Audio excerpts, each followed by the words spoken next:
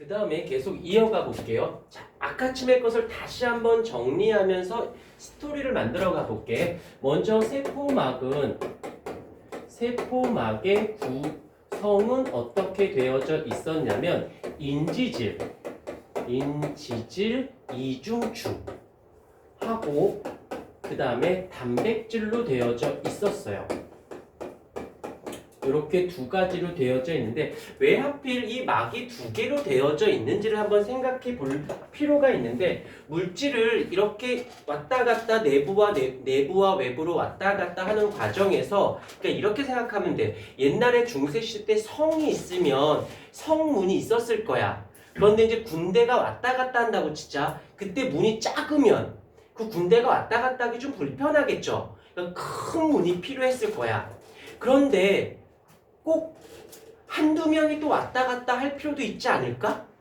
그때 그 한두 명 때문에 또 큰 문을 만들게 열었다 닫았다 하기도 또 불편할지도 몰라. 그래서 뭐 몇몇 사람이나 물건 조금 움직일 때 작은 문을 열었다 닫았다 하고 대규모 군대라든지 대규모 농작물이 왔다 갔다 할 때는 큰 문을 여는 게 좀 더 효율적일 것이야.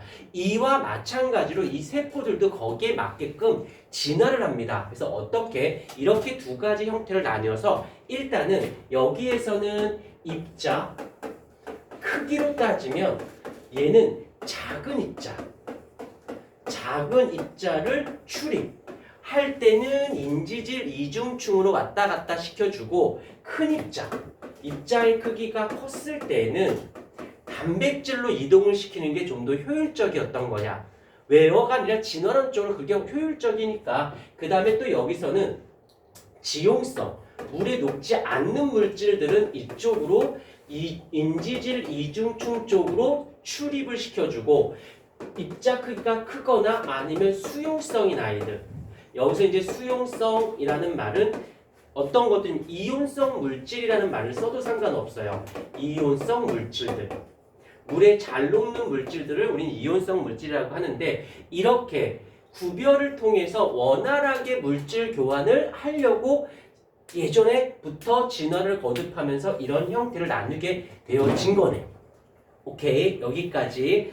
그 다음에 조금 더 가볼게요. 이번에는 인지질 이중충에서 작은 입자나 지용성은 물질이 출입을 할 때는 얘는 물질 출입에 따라서 농도 변화율 얘가 들어가고 나가고에 따라서 농도 변화율이 그리 크지 못해. 좀 작아.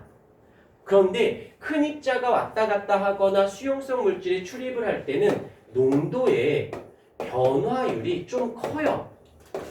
좀 다시 말할게. 농도의 변화율이 큰 물질들은 단백질 쪽으로, 농도의 변화율이 작은 쪽은 인지질충으로 이쪽으로 이동시키는 것이 원활하게 좋았던 거지.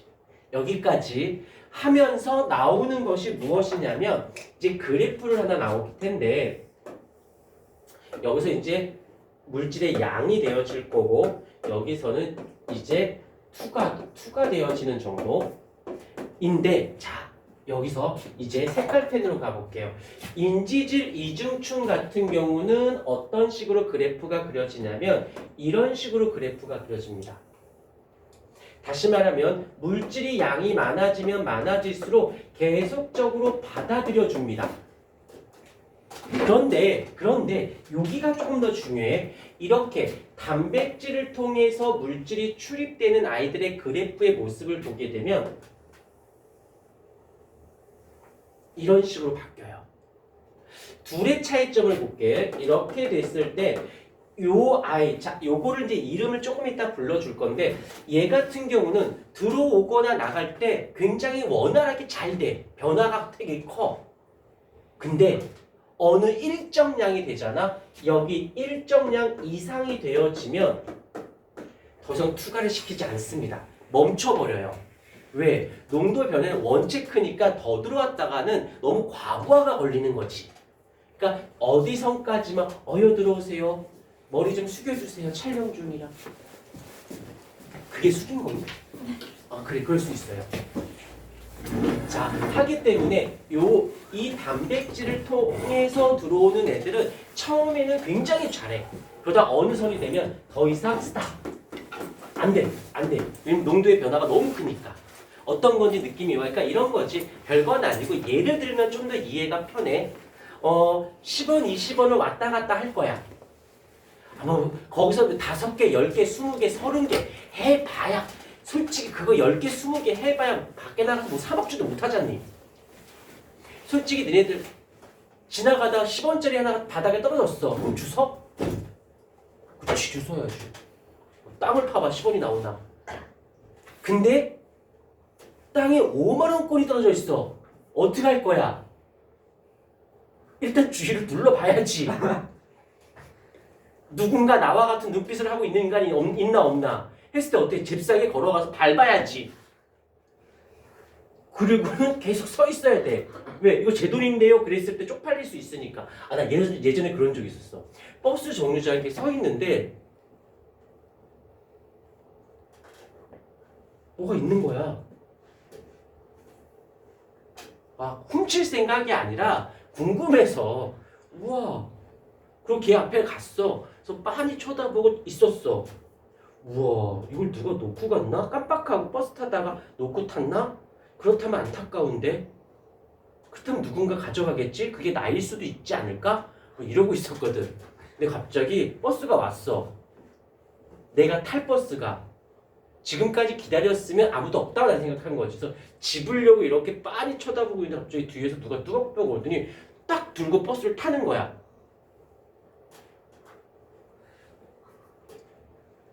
나도 그 버스 타야 되는데 내가 이걸 집었으면 어떻게 했을까? 그 사람 뒤에서 쳐다봤을까? 저 새끼가 저걸 집나 안 집나 날 쳐다봤을 거라고. 그래서 천만다행으로 쳐다만 봤던 기억이 있는데 아무튼 근데 10원짜리 몇 개가 오고 가는 거는 그래 들어와. 100원, 200원, 300원 뭐 10원짜리 10개, 20개도 괜찮은데 이게 상황이 달라져서 5만원권이 하나, 두 개면 내가 5만원 주면 기분 좋지. 대신 나한테 배꼽 인사해. 그럼 내가 5만원 줄게. 그럼 배꼽 인사 할래 안 할래? 하지. 자 10만원 줄게. 큰 절에. 그럼 10만원 줄게. 할래 안 할래? 하지. 무릎 한번 털면 되잖아. 이게 이 느낌인 거야. 다시 할게. 얘네들 같은 경우는 들어와 봐야 걔네들이 들어와 봐야 그래 뭐 어쩔 건데 받아줄게. 계속 늘어나도 계속 받아주겠다는 뜻이야. 요렇게 이동하는 애들을 우리는 단순